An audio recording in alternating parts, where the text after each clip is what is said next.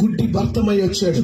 కళ్ళు లేవు, పుట్టుక నుంచి గుడ్డివాడు, కళ్ళు లేని పరిస్థితిలో యేసయ్య ఈ దారిలో వస్తున్నాడని తెలుసుకున్నాడు. ఎవరో చెప్పారు, ఆ సందులో గొంతులో, ఆ గల్లీలో ఎవరో చెప్పారు, యేసయ్య వస్తుందంట, నజరేయుడైన యేసు అక్కడ ప్రాంతానికి వెళ్తుందంట, ఆ వీధిలో రా అని అనగానే ఆశ పుట్టింది. నాకు కళ్ళు రావాలి, నేను చూపు చూడాలి, ఎట్లాగైనా యేసయ్య నన్ను బాగు చేస్తాడు, యేసయ్య నన్ను ముడతాడు, యేసయ్య నన్ను ఎట్లాగైనా ఆయన నన్ను ముట్టితే చాలు నాకు కళ్ళు వచ్చేస్తాయి, నేను చూపు చూడగలుగుతాను అన్న నమ్మకం, విశ్వాసం, పట్టుదల కలిగి ఉన్నాడు. అంతే, ఆ నమ్మకం విశ్వాసంతో, అయ్యా నాకు ఎక్కడున్నాడయ్యా అన్న, సరే కానీ యేసు ఎక్కడున్నాడయ్యా నాకు చూపించయ్యా, అయ్యా నన్ను తీసుకెళ్ళండి అక్కడికి అని చెప్పి ఎంతో ఆశతో ఆయన విశ్వాసంతో ఆ నడుచుకుంటూ అదే దారిలో గుంతల్లో ఉన్నప్పటికీ కూడా ఎక్కడో పరిస్థితుల్లో అలాగే నడుచుకుంటూ ఆ దారిలో వెళ్ళాడు. హల్లెలూయా. యేసయ్యని ఎదుర్కోగలిగాడు, యేసయ్య దగ్గరికి చేరగలిగాడు.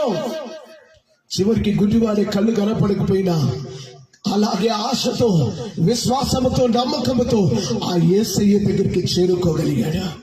అప్పుడు అంటున్నాడు, యేసయ్య ఎక్కడున్నాడు, అయ్యా ఒక్కసారి యేసయ్యతో నన్ను మాట్లాడించువా, యేసయ్యకి నాకు ఒక్కసారి, నా కళ్ళు లేవయ్యా ఒక్కసారి నాకు చూపించు అని అడుగుతా ఉంటే, కూర్చోడా ఆగురా, అలా చేస్తుందా, అరవకరా అని చెప్పి తన పక్కనున్న వారందరూ కూడా అంటున్నారు, ఆగురా, నువ్వు ఆగు ఎక్కడికి వస్తున్నావు, అప్పుడే రాకు, ఆగు నువ్వు. ఆయన ఎవరు అనుకున్నావు, అయ్యా ఒక్కసారి చూపించయ్యా, ఆ యేసయ్య దగ్గరికి నన్ను తీసుకొని వెళ్ళు, నా కళ్ళు వస్తాయ్యా, నా చూపు వస్తుందయ్యా. యేసయ్యతో ఒక్కసారి ఆయన నన్ను ముడితే చాలు. విశ్వాసము తనలోనికి వచ్చింది, విశ్వాసం అతనిని ఆపలేకపోయింది. ఎంతమంది వచ్చి ఆపినా అతని విశ్వాసాన్ని ఎవరు కూడా ఆపలేకపోయారు. హల్లెలూయా.